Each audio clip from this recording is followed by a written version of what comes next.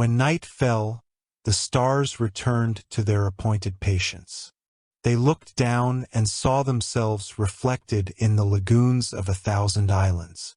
And between those reflections, the sea breathed evenly, endlessly, the way all good dreams end with a beginning. Far out on the open ocean, a single canoe drifted empty except for air and time. It floated between moonlight and its own shadow. A whisper moved through it, slow as tide. Go on. And so it did, following the calm that Tangaroa had left behind.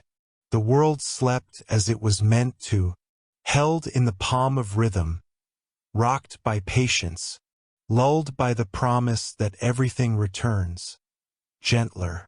The breath of the ocean continued long after sound had gone. No voice named it. None was needed. It was, and being was enough.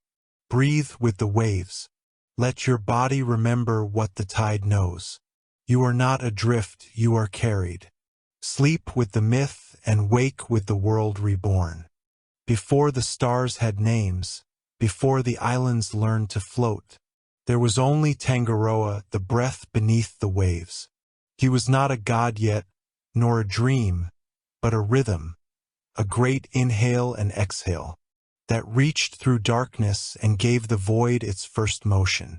From that breath, the sea was born, endless, blue-black, and humming. Its surface was still sleep, its depths a pulse. The world had not yet learned to wake.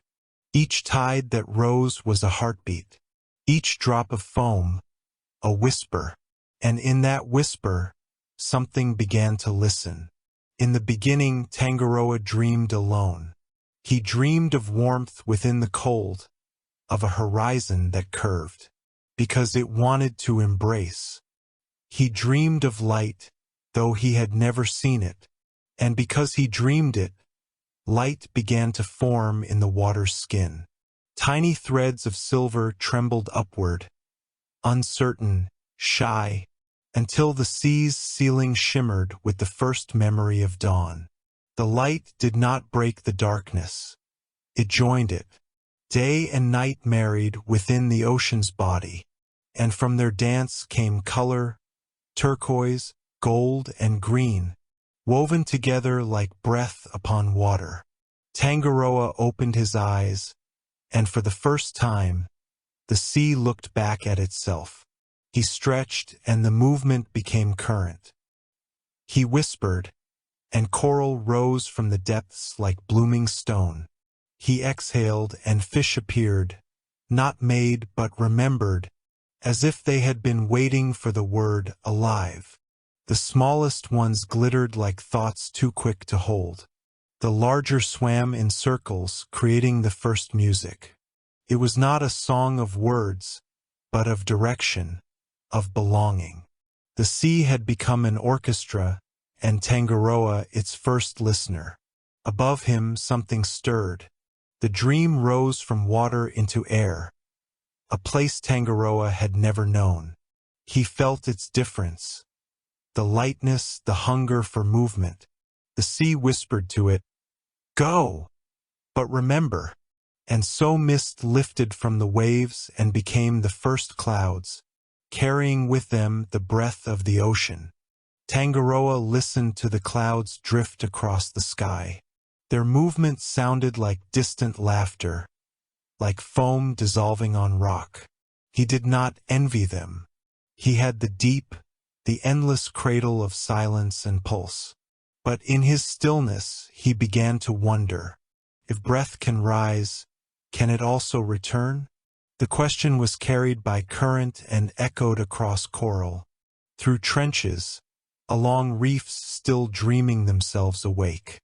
The question grew fins, then wings, then words. Every creature that swam began to hum it without knowing why. In that hum, life began to multiply. Plankton, shells, and scales, each a syllable of Tangaroa's thought, each answering, yes. Now the sea was full of remembering. Tangaroa watched as the first families of motion took shape. The currents learned patience. The tides learned return. The moon, sensing the rhythm, leaned closer to listen. And when her reflection touched the water, Tangaroa smiled. He saw her silver face trembling across the surface, and whispered, "You are my breath made visible." The moon did not understand, but she felt it, a vibration deep within her glow, a yearning to fall and rise, fall and rise. She began to follow him across the horizon, forever learning his language. And together, they made the tides, his exhale, her pull, his silence, her shine. From that moment, night was never empty again. As the days unfolded, Tangaroa no longer dreamed alone. His breath filled the sea, the moon guided its song, and the stars became notes upon the water's score. He spoke to the coral, teaching it how to grow without haste. He brushed the sand and taught it how to cradle. He touched darkness and taught it not to fear light.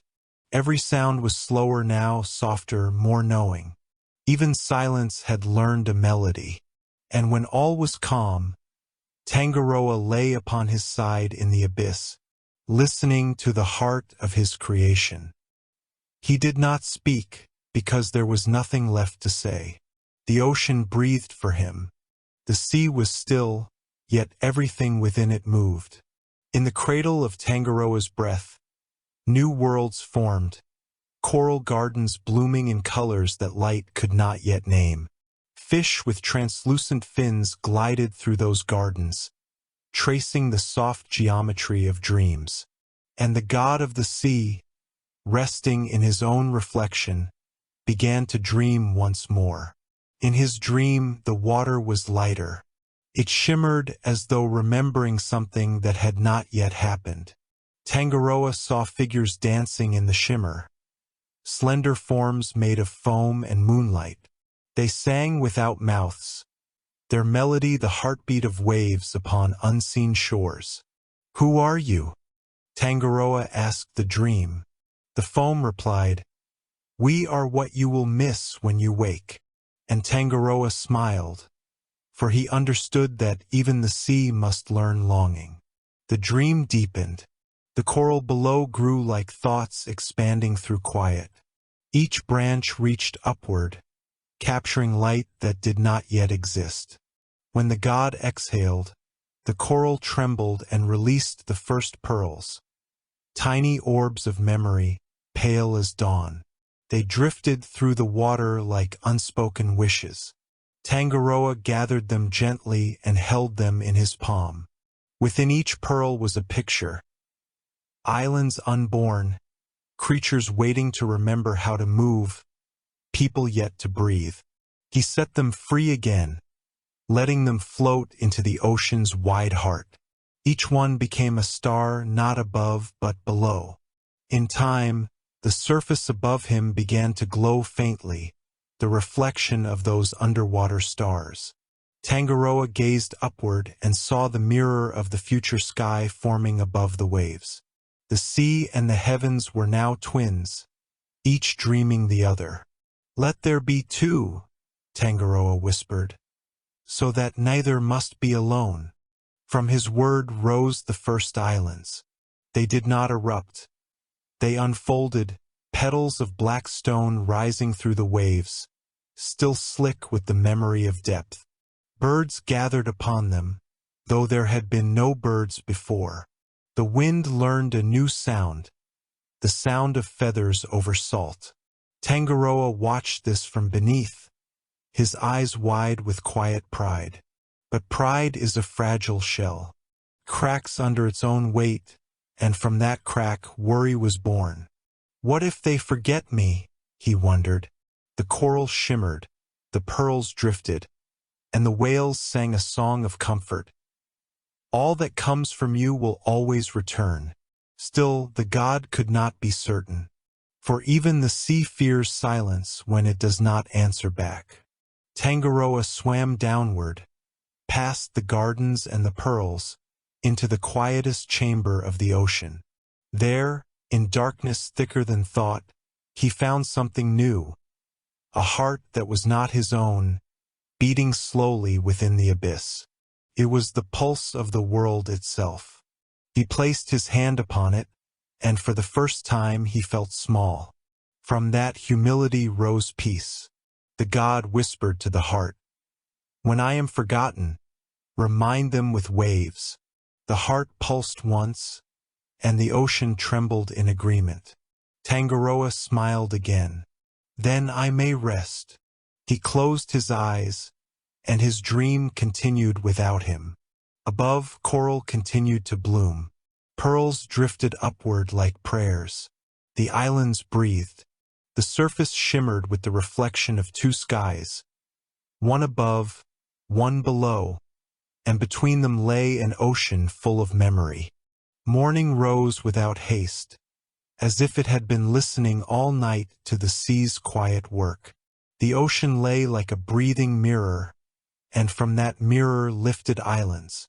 Black stone first, then green, then a brightness like laughter no one had yet taught. They did not burst out of the deep. They unfolded, as if they had been waiting under a soft blanket and finally heard their names. Tangaroa slept, not absent, not gone, only diffused, the way salt does, when it marries water and forgets it was ever separate. In his sleep, currents circled like lullabies of returning. The islands learned their edges from those songs. They learned how to accept a wave without breaking it, how to offer a cove where wind might rest its tired mouth, how to wear a reef like a garland that keeps danger polite. The first light touched the black stones and found them warm. Steam lifted in slender whispers and became low cloud, and in that low cloud arrived voices, not words, not language, but the intention of speech. The intention settled into sand as rhythm, into leaves as shimmer, into shallow pools as the desire to reflect. On one island, a beach woke into being grain by grain. The sand was made of memories ground fine. Old coral, older mountain, the teeth of time turned kind. When the first wave reached this shore, it did not rush. It placed itself upon the sand like a hand over a dozing child. Where it withdrew, a thin lace remained, and in that lace were patterns that would later become writing. Crabs rose from little doorways they had not dug yet. They scuttled in the language of commas, pause, turn, continue. A heron, perfectly invented for patience, lifted from the basalt, and drew a single line across the morning. The line said, "Here is where air chooses to be seen." Farther inland, the reef hummed its low mathematics. Every curve anticipated another, every hollow considered how best to welcome small lives. Fish threaded those halls in silver sentences. The coral listened and answered by becoming roomier. When light reached so far, it broke itself gladly into colors, and gave each a task: comfort, caution, celebration, rest. The islands learned to breathe. They learned in two directions at once: downward, into roots that sought the taste of cooled lava, and outward, into wind that brought rumors of sky. Palm fronds opened like green hands prepared to bless. Breadfruit swelled with the assurance of hunger anticipated and met. In pools left by the tide, little eyes opened, translucent, curious, already in possession of a home address. Everywhere water goes. On a quiet point where rock met tide in a friendly argument, a shallow cave shaped itself. Drips counted the seconds in a language no clock knows. Within that cave the sea left gifts, shells with spiral secrets, a net of weed fine as old lace, a piece of driftwood smoothed into the idea of a cradle. The cave kept them without ownership, ready for whoever would first say thank you. High above, no birds had been named, and yet they flew true. Their wings drew maps across the unclaimed blue. They folded themselves and fell. Not hunger, not sport, only the discovery that air can be trusted. When they rose again, drops glittered from their beaks like stars mistaken for rain. Where those drops fell, seeds considered waking. Where seeds woke, the islands remembered how to be green. The sea had taught the islands to receive.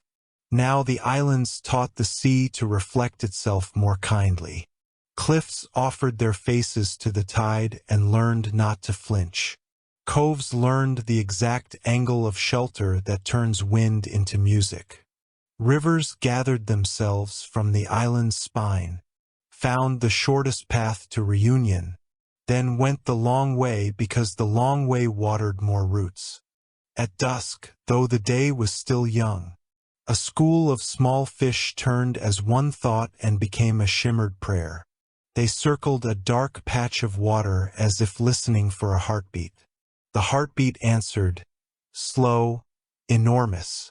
A whale rose not with pride but with ease, her skin a library of journeys, each scar a sentence she had already forgiven. She breathed a column of soft thunder and sank, leaving only a widening circle that told the island, there is depth enough for wonder beneath your feet. The island replied by loosening a cliff into sand, grain by patient grain. Sand became beach. Beach became invitation. Invitation became path. And along that path walked the first feet, not human yet, but decision-shaped, creatures that chose to return after leaving and so invented home. Night approached the way a song softens at its last verse. From the reef's edge came small lanterns, plankton learning to glow, tiny living fires that refused to burn. They drifted in constellations that seemed to remember, a sky not yet present but already beloved. The lagoon held those lights and did not hoard them. It passed them back to the tide, which carried them around the island's throat. Like beads warmed by skin, the islands dreamt while awake. In their dreaming, they saw reflections of future singers, standing at the tittle-line with hands cupped to their mouths, sending voices across water like boats made of breath. They saw canoes knifing the horizon cleanly, the way a single good decision can part a tangle of years. They saw fires built where the wind said yes, stories traded where shadows gathered without meanness. They felt drums learn the island's heartbeat, and teach it back to the night so that dancing could remember why. Tangaroa turned slightly in his sleep. The turn became a current, and the current stroked the islands, with the affection of a parent checking blankets. Are you warm enough? The sea asked without sound. The islands answered by holding their shorelines more surely. Cliffs sat with straighter backs. Trees leaned together like elders sharing a secret that is mostly laughter. In a cove with sand fine as size, the tide offered a single shell, a conch spiral wide enough to contain a human voice and return it larger. The shell listened to the sea until it understood. Then it began to hum without being held. The hum entered rock, tree, pool. Where it traveled, quiet learned to hold shape. One day, someone would lift that shell and hear the proof. That absence is only distance practicing patience. Rain arrived as if it had known the islands all its life. It did not fall. It arrived, slanted silk, a friendly intrusion. Leaves bowed without apology. Soil drank until full and did not ask for more. From the basalt rose the smell of beginning, mineral and sweet, like a book opening to the page you had hoped for. A river decided to exist and did so cheerfully. It gathered itself from seeps and small stubborn drips, from moss and the generous mistakes of clouds, and hurried toward the mother from which everything returns. At its mouth, salt and fresh met and laughed into each other. They traced a line that moved and moved again, a border that refused to be rude. In that brackish kindness, life practiced improvisation and got good at it. The nights grew rounder. Stars learned their places and then learned that places move. Moonlight wrote a path across the bay and erased it, and wrote it again, teaching water the art of temporary certainty. Turtles climbed the sand like moving commas between one tide and another. They laid soft punctuation and returned to the long sentence of the sea. The island kept their secret, cool and shallow, until the night was full of small, sure intentions heading oceanward. When the wind slept, sound rearranged itself. Crab feet wrote Morse upon stones. Fruit dropped like decisions made kindly and late. Palm fronds rubbed their long fingers together until they invented a hush that asked for nothing but listening. Into that hush drifted a memory that had not yet happened. Footsteps, human, careful at first, then sure, and with them a word no mouth had shaped but every wave already spoke. Welcome. In the deepest lagoon, a coral head older than anything but patience. Expanded a fraction, the growth of a thought becoming generosity. Tiny polyps worked without ambition, building a palace where no one would be turned away for shining too little. The palace would slow a dreadful storm someday, turning anger into mere weather by insisting on hospitality. The island did not brag about this future. It simply grew the rooms. A pair of eels argued and forgave one another in the same minute. A manta ray wrote cursive upon the sandy floor and declined to translate. Reef sharks threaded the streets slowly, like priests late for prayer. Everything had learned to move without scaring its own reflection. Now and then, the horizon frowned. Clouds stacked themselves high and remembered how to roar. The islands did not flinch. They shifted their shoulders to present the least resistance. They offered bays where boats that did not exist yet might someday hide. They let rivers swell until they sang in a lower key. When the storm grew bored with not being feared, it wandered off to practice drama elsewhere. Behind it, the air shone like skin rinsed clean. The islands kept all these lessons quietly. They did not carve them into stone or leaf. They stored them in breeze and soil, in the just right give of sand underfoot, in the way shade fell where a person would hope to rest, in the sturdy angle of a tree that had decided to be a roof. They remembered on your behalf, so that when you came, you would not have to begin from nothing. At last, the sea decided the day was sufficient. It reached its long hand across the beaches and gathered what it had lent. A few pearly thoughts, some new salt, a rumor of flight. It left everything it had promised to leave: shape, room, rhythm. As the water drew back, it wrote its slow signature upon the sand. The signature said, "I was here, and I will be here again." The islands signed beneath, as will I. Between sea and land stood a margin that moved like breathing. On that margin, small lives hurrahed in their own languages.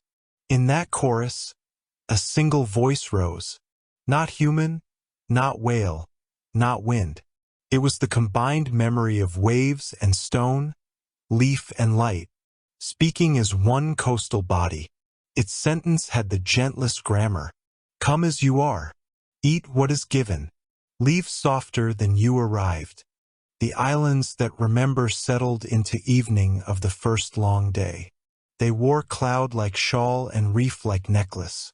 They hummed a tune for boats not yet carved, for oars not yet lifted, for songs that would braid horizon to horizon and call it kinship. They hummed for the hands that would one day learn. how to ask permission of trees and mean it. They hummed for the children whose feet would memorize the safe path by moonlight. They hummed for the old who would name every wind and still be surprised by kindness. The tide rose again, unhurried and exact. It covered the sand's fresh notes and promised memory instead of permanence. Tangaroa turned once more in his sleep, a smile in the spine of a current, a nod in the shoulder of a wave. His dream loosened a single pearl from the dark, and set it in the mouth of the conch at the cove. The shell held it without closing. That is how the island knew what to do with gifts. Night became the only witness. The reef shone with its secret lanterns. The mountains wore stars like patient crowns.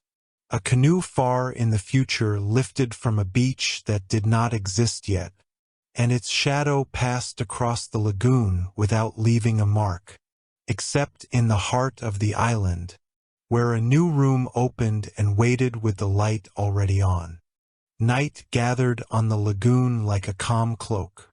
Between reef and shore, the water lay dark and exact, holding the sky so faithfully that stars seemed to drift under oars.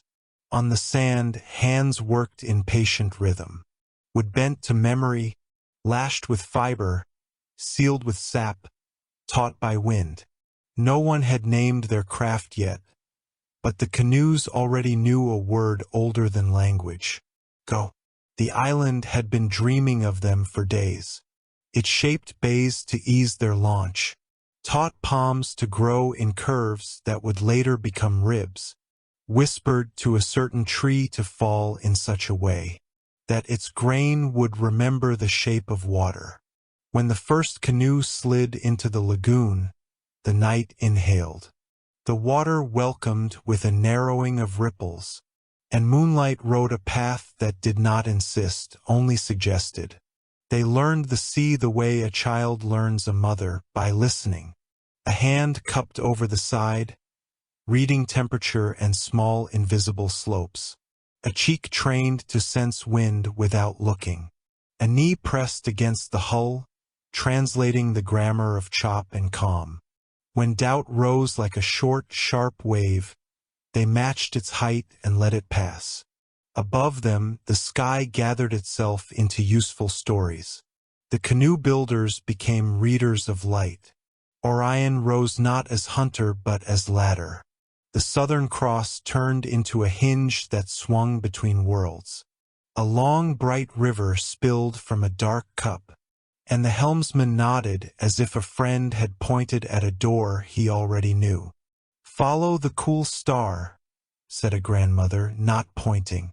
"Feel where the wind wants to live," said an uncle, gesturing at nothing. "Listen for the road," said a child who had never left shore, and already trusted water as if it had been her own idea. They launched near midnight when the tide leaned outward, not running, just generous. The reef opened a gate in its low song. Beyond it, the ocean became a wide drum, patient beneath the small beat of paddles. Stars returned. The helmsman spoke a list of small certainties. This smell is deep water. That chill is a current from the south. This set of swells has a long memory. They were born far away. No one argued. There was nothing to win. The sea did the winning by existing. A bird crossed the night, one shape against 1,000 points of light. It flew with the confidence of a creature that has never doubted dawn. They took its angle and laid it against their chart of breaths. It agreed with their hope. They kept paddling. When arms tired, another set of arms took the rhythm. Rest happened without ceremony, without apology. Water touched hull, hull touched palm, palm touched paddle, paddle touched water. A circle so clean that time forgot to be sharp. The navigator lay back and looked up. He did not count stars. He watched them move. A slow tilt, a drift, a shy reappearance after cloud. He felt the canoe's small angle against the bigger angle of the swell, and between those two facts direction became a kindness. Tangaroa breathed beneath them. They felt it when the swells told a softer joke. They heard it when the drum of the reef faded into open water's longer note. They saw it when a long low glow moved under the surface, phosphorescence worn like jewelry by the footsteps of fish. The god did not speak. He steadied their hands with the knowledge that they were not the first to go, nor the last to return. Toward dawn, the wind shifted to the left cheek. The helmsman adjusted without thought. The bow found a new groove in the ocean's muscle. A line of cloud on the horizon became more than weather. It became a promise folded shut. When the sun finally decided to wake, it announced itself from below the world. The sea turned the color of unripe fruit and then softened to milk. Stars went inside for the day. The canoe slid across a seam where night hands the oar to morning. Everyone breathed as if remembering how. They saw it then, low and blue, then taller and green, an island standing to greet them without surprise. No one shouted. The bow rose and fell, as if honoring an elder at the threshold. They did not land at once. They circled the island the way you circle a house you might enter. They watched the reef for where it gestured yes. They watched the birds for where they turned their errands. They watched the palms for the way their fronds angled to sip the wind. Where all three pointed in agreement, they found the passage. The canoe kissed sand the way foam does everywhere at once. Feet found ground that had been expecting them. Hands lifted hull and paddle and gratitude. Someone laughed, which sounded like relief learning to dance. They built no monument. They boiled water and pointed children at shade. They listened to the island tell them where not to build. They learned which trees wanted to be houses and which wanted to be left alone. They set stones in a small ring, and placed a shell in the center to remember that every circle has a sound. At night, they looked back at the route they had taken. It was not visible, but it existed anyway. Stars took up their posts as if the crew had set them there. The reef sang the border between fierce and friendly. Behind their eyelids, the paddlers still felt the long, slow muscle of the sea. They slept with one ear open to tide and the other to leaves, and both ears were told the same thing, stay. In the morning they launched again. Lighter, more precise, courage now a skill instead of a hope. They did not seek to conquer distance. They sought to converse with it. The ocean answered with currents that welcomed return. The wind offered small applause and occasional advice. Fish escorted them for a while and then remembered a better appointment. All of it read as yes. Storms came as storms must. Clouds stacked themselves into opinions and explained them with rain. The canoe lowered its shoulders, raised its mouth, and laughed when a wave tried to sit in its lap. Lightning wrote a fast alphabet on the horizon. They refused to learn it, and the storm, insulted, moved on to teach someone else. When calm returned, they bailed, wrung, mended. Salt dried into constellations on their skin. The helmsman tasted the wind and named it by an old friend's nickname. They took bearing from the sun at noon, from the swell's long memory at dusk, from the small bright fish that only travel where the water is warm enough to braid plankton into light. They were scholars of enough. On a moonless night, distance tested them. Cloud buried all reliable friends. The swell forgot its story and came confused. They stopped paddling and let the canoe argue with stillness. It did so with the dignity of a tool that trusts its maker. The navigator dipped his hand and then his forearm. The water's coolness told him where the deep ran closest to air. He pointed not with finger but with chin. "Here," he said quietly. They set the paddles and pushed.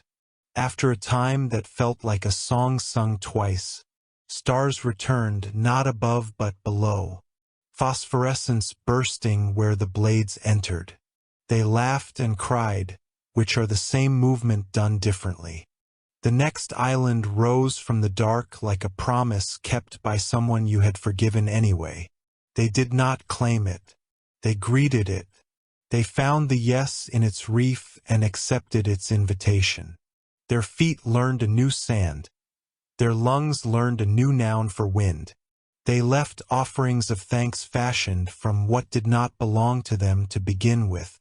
Song, breath, patient attention. Words spread without words. Other canoes copied the confidence, not the route. The ocean taught each crew a slightly different grammar of travel, like a mother who knows all her children by their footsteps. Some went north until the constellations seemed to tilt their heads in new ways. Some went east and learned the trick of leaving before dawn to arrive with evening's courtesy. Some went south and discovered a wind that traveled inside another wind, shy and loyal, perfect for bringing a full hull home. Tangaroa turned in his sleep and felt small paddles thrum against his ribs. He dreamed of their journeys and added a long, slow yes to the swell. When he exhaled, a chain of small winds aligned across the horizon, like lamps lit in order down a dark street. The canoes followed those lamps, then taught their children where to look. When someone asked for a story about bravery that never once needed shouting, they learned to read cloud shadows on water as announcements of reefs and depth changes. They learned to ask birds whether the landing would be kind. They learned to test a current with a woven leaf boat first, to see whether a small thing could cross before asking a big thing to imitate it. That is how they kept their tally of gratitude higher than their tally of apology. One night, when all were tired and kind, the sky lay so close that the canoe seemed to be moving through stars themselves. The helmsman laid his paddle across the gunwales and raised his palm. He did not pray. He observed. "Look," he whispered, and no one asked it what. They looked, and the seeing was enough. Stars above, stars below, canoe between, people inside, ocean everywhere, patient, exact. No one said the word home, said them. They landed at dawn where a new island had kept a room open. They did not hurry to sleep. They sat and watched the tide redraw the map in slow ink. They added nothing. They removed nothing. They listened to the island remember their names before it learned them.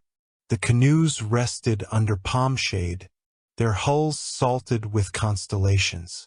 Children traced those maps and invented futures with their fingers. Elders taught them the only rule that had never broken. Take the long way when it makes more kindness.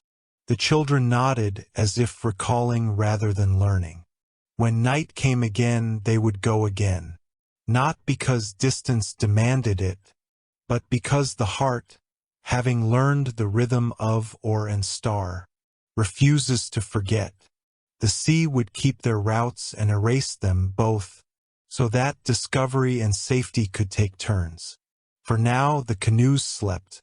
The drum inside there would slowed to match the island. Tangaroa's dream leaned close and kissed each hull in turn. The god of the sea smelled of salt and mercy. He left them to rest and went to talk with the wind about tomorrow.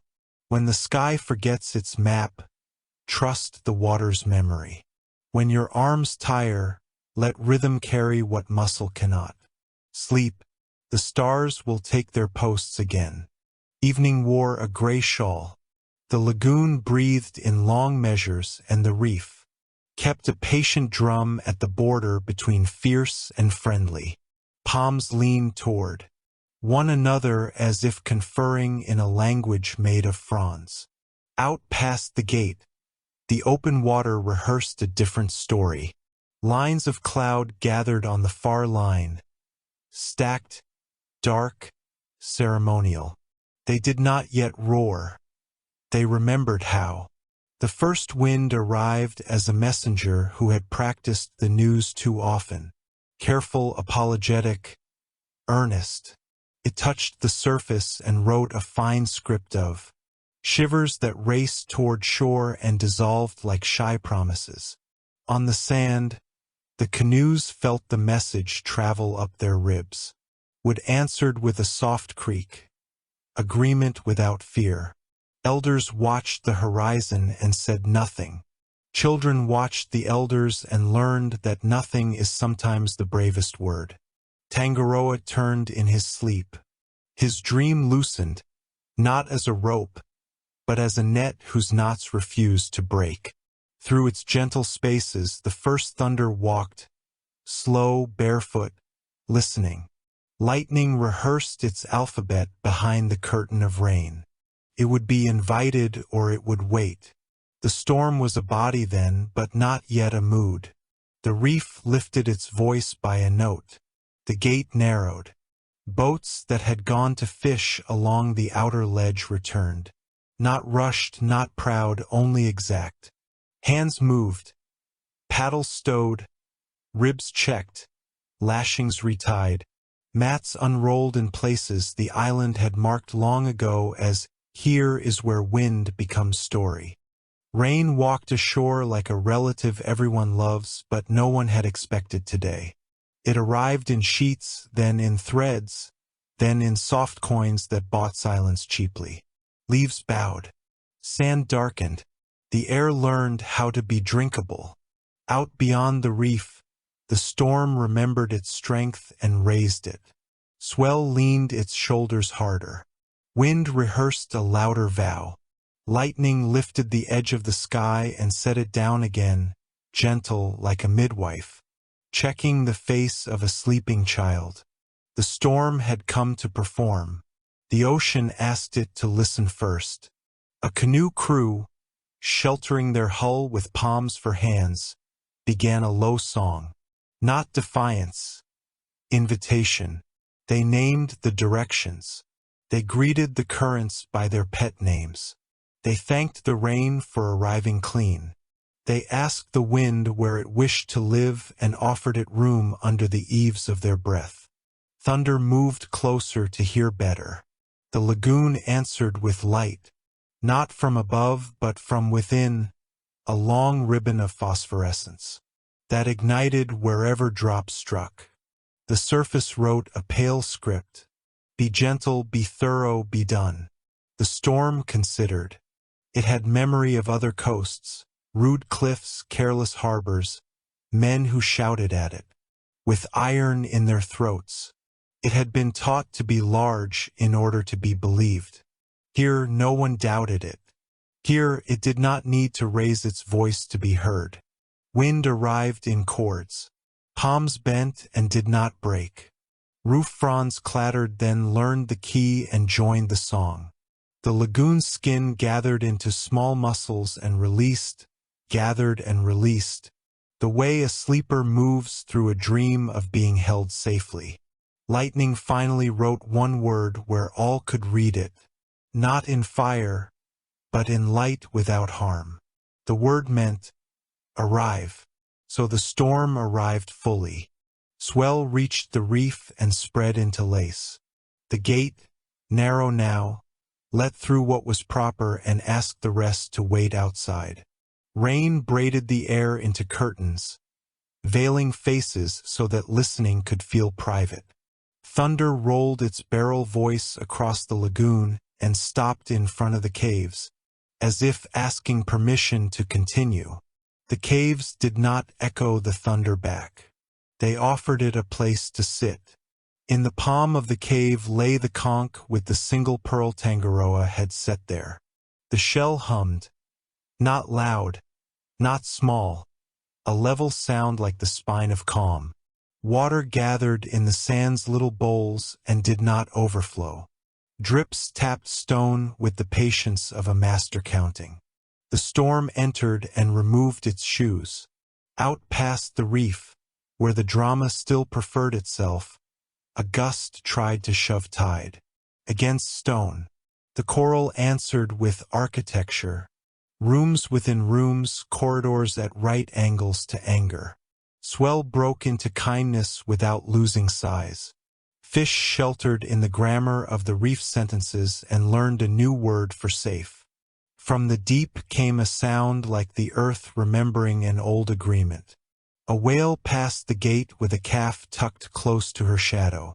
She moved slow. The gate lifted its own shoulders and let her through without jostle. Even rain quieted there, as if to veil mother and child from the eyes of hurry. Thunder, watching, pulled its blanket tighter and decided to lean instead of loom. Tangaroa turned again in his sleep and exhaled. The exhale became a current that flowed counter to panic. A ribbon of water that technicians of fear could not grasp. Where it touched swell, the angle softened. Where it touched wind, the insult dropped out of its voice. Where it touched human shoulders, they lowered by a finger's width, which was enough. Now the storm began to learn. It learned the roof's rhythm and matched it. It learned the reef's patience and practiced it. It learned the island's geography of yes and adjusted its steps. Kept its rain but let the rain fall softer. It kept its light but asked the light to speak without tearing. By midnight the drama had given way to work. Clouds took turns. Wind spelled itself slower. The thunder that had arrived as proclamation became a conversation, and the conversation discovered it preferred to end without winners. Families sat close and exchanged stories at a volume the storm could overhear.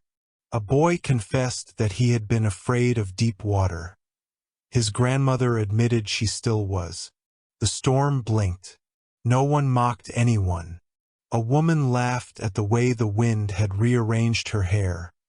The wind, hearing, felt complimented and went to arrange someone else's with equal care.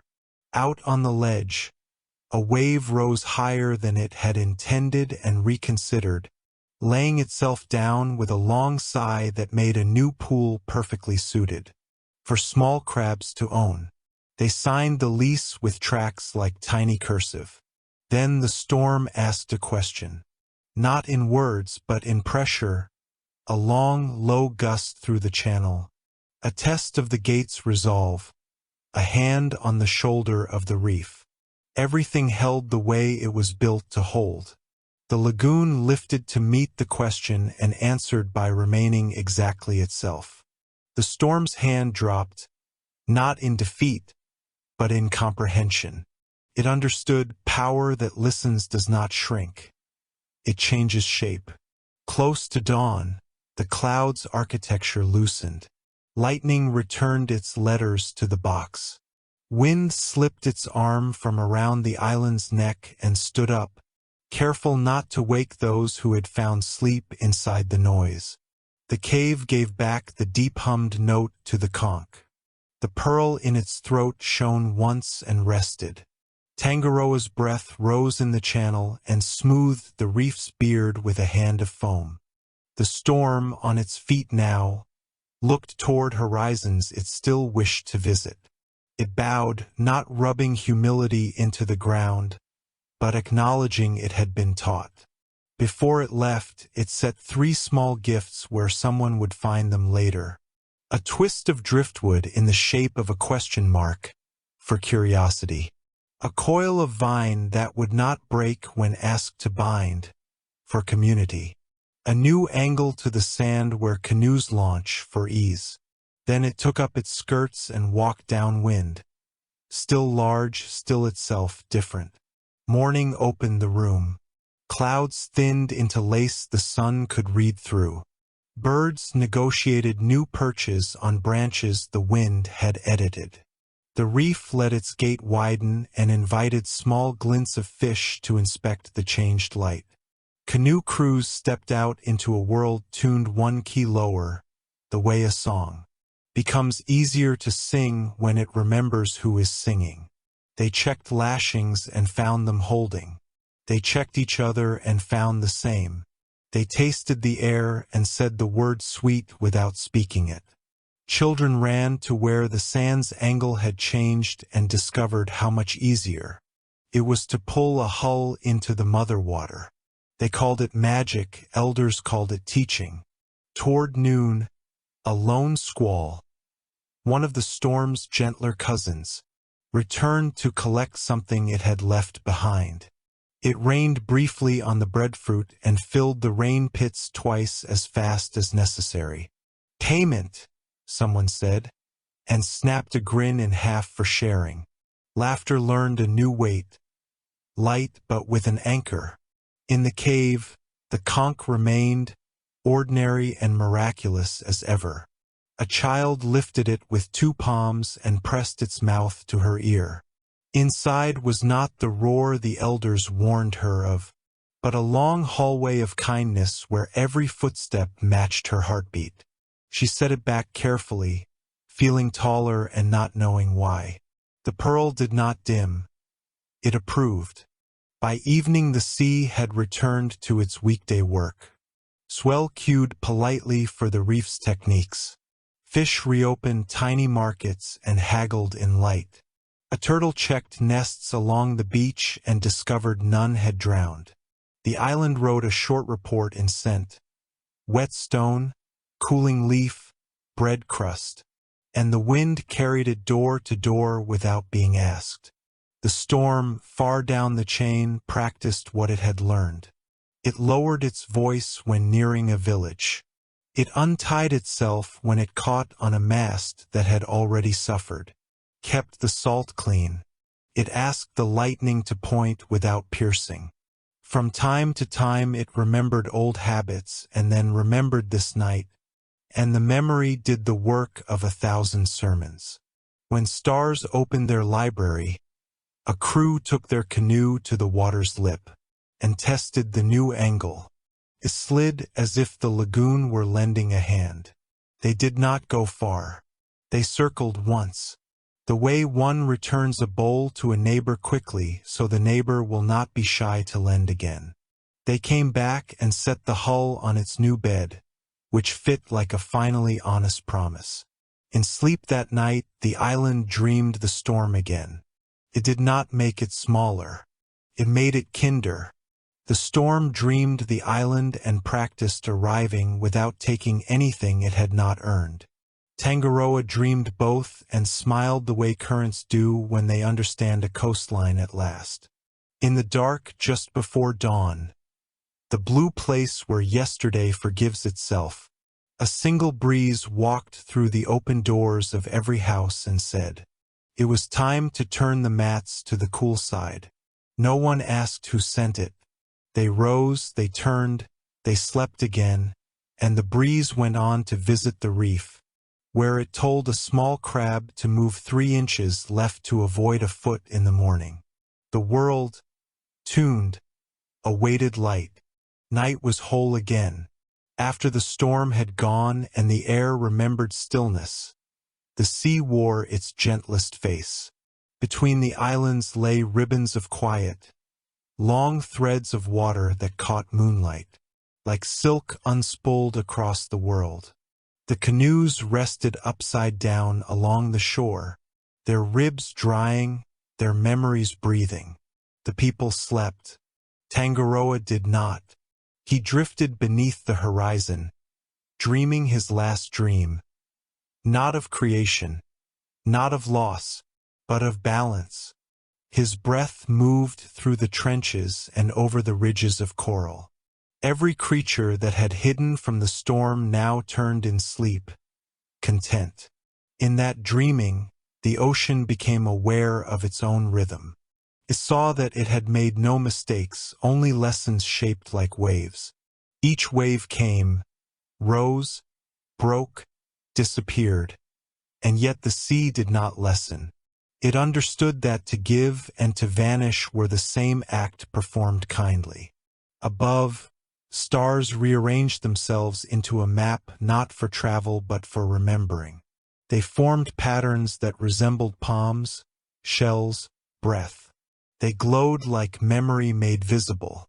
Tangaroa watched. He saw the islands like children curled around fires, their songs rising like smoke and settling into cloud. He saw the canoes, still wet with wonder, waiting for morning. He saw the reef, repaired by patience. He saw the pearl in the conk's heart glowing with a light that was not fire and not moon. He smiled, and the currents bowed in return. "Listen," whispered the deep. "Everything is speaking softly now." The whale turned and lifted her head above the surface. Her breath rose like a small moon and fell back as rain. From far below, the kelp swayed as if in applause. The sea turtles drifted over the coral city, brushing dust from roofs. The rays, wide as silence, passed through the beams of light like prayers in motion. Tangaroa rose through layers of water the way a thought rises through sleep. As he ascended, he passed all his memories. The first light, the islands that unfolded, the storms that learned gentleness. Each bowed and he bowed back. When he surfaced, dawn was waiting. The horizon glowed like a door slowly remembering it is open. The islands shimmered with dew and forgiveness. The people woke one by one, not startled, but guided by warmth. Children ran to the shore and found their canoes lighter, their hands stronger. The old woman who had once whispered to the sea knelt at the edge and said, "Welcome home, Father."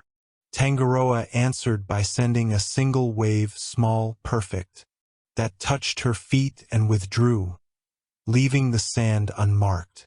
Then came the sound, not thunder, not chant, but the collective breathing of water, air, and life together. It filled the lagoon, entered the trees, rose into the sky, and stayed there. That was the moment Tangaroa's dream became the world. He no longer needed to sleep beneath it. He had become it.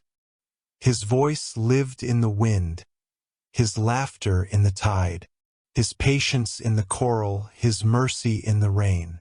Whenever a canoe set out at night, he guided the paddlers not with words, but with the rhythm of the sea against the hull. Whenever a storm approached, he reminded it of that night long ago, the night when power discovered listening. And whenever someone sat quietly by the shore, he rose in their chest, steady as breath. The people built no temple for Tangaroa. They built memory instead. Each song they sang began and ended with the sound of waves. Each story told to a child began with a pause for the tide. They carved no image. They carved distance itself and filled it with trust.